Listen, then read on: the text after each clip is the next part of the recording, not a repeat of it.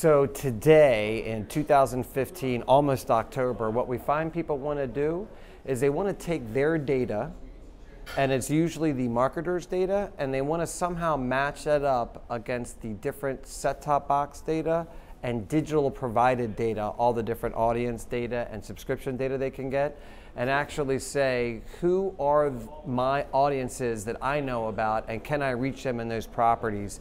And they're using technology to identify those people, match them appropriately against the different publishers and their data sets, and then use the technology that we've provided to help deliver the exact ad to that audience that is a first-party marketer audience that they wanted to have inside of the content of a third-party publisher on whatever device that consumer's watching. And that's what they want today. Linear television, mobile devices, smartphones, over the top, the cable operator system provided capabilities, anything and everything where consumers might be watching and consuming high quality content. What's happening with addressable TV, into that cable box, into that satellite box? So the great news is that we're seeing marketers come in with a lot of interest, and arguably the biggest constraint is supply enablement. So marketers like addressability in linear feed television. They want to reach audiences that they like. The problem is that there's only about 30 plus million, max of 40 million total households, and it's still a well-distributed technology footprint and not a common workflow to get there. But what they're doing is they're looking at opportunities to put ads inside the 2 minutes that the MVPD owners have, as well as use the video on demand channel. 3 or 4 years ago, it was like, I'm not going to touch that stuff. Now it's very relevant and interested to marketers, and they're going to go put their assets, and they're doing it now. The total market size is a couple hundred million max, we think, in 2015 going into 2016, and that's out of a pool of 70 billion in the United States. AdSmart, United Kingdom, it's a fully integrated tech stack where the MVPD and the content owner are one and the same.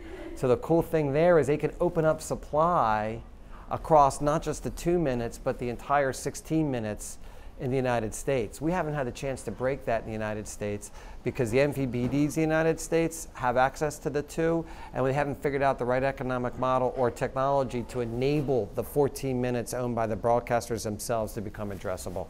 So it's fascinating in the United Kingdom because of vertical integration.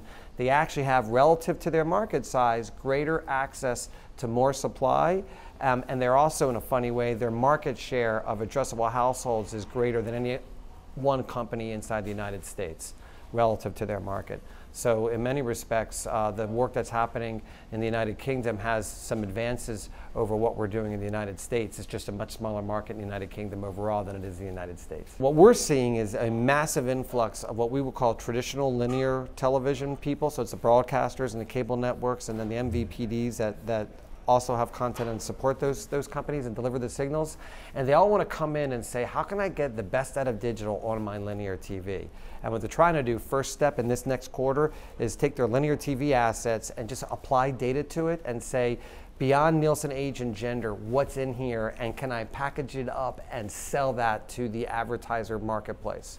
And that's happening in Q4. Q1, Q2, Q3, they'll be working on the activations of what they sold to actually be delivered. Because it's one thing to sell a plan, it's another thing to actually deliver the ad in a targeted fashion. And it takes time to roll out those technologies inside their footprint. So right now they'll sell plans for linear feed television that's data enabled, and then they'll be executing those plans, and then a year from now what I'll see is fully integrated cross-device converged media selling, planning, buying, and execution. But I think we're about 12 months away. Across everything? I think it'll be about, next year, I think that whole convergence pie will probably be about $1 billion in spend, where people will maybe transacting at that level. So if addressable TV is a couple hundred million this year, I think the next year will end up growing to about $1 billion plus, and then I think the year after that will be $3 billion. And I think it's going to escalate quickly after that, 5, 10, and go quick. And I think that's what's going to happen. But clearly, after we learn from this panel, with all the fragmentation happening and the fact that audiences are declining radically on the living room television, it's not that audiences are dropping across all devices, it's just the one living room television. So for sure, we know TV advertising works, we just need to put it in the devices that has the same content that consumers are watching wherever they watch it. And if we put it there, we'll have the same great results or even better than we do with TV because of all the cool technologies. So I think that all of this is eventually going to go that whole way into a converged model. Starts with linear because it's the biggest and most impactful and important part of it, but eventually it'll just engulf the digital part as well.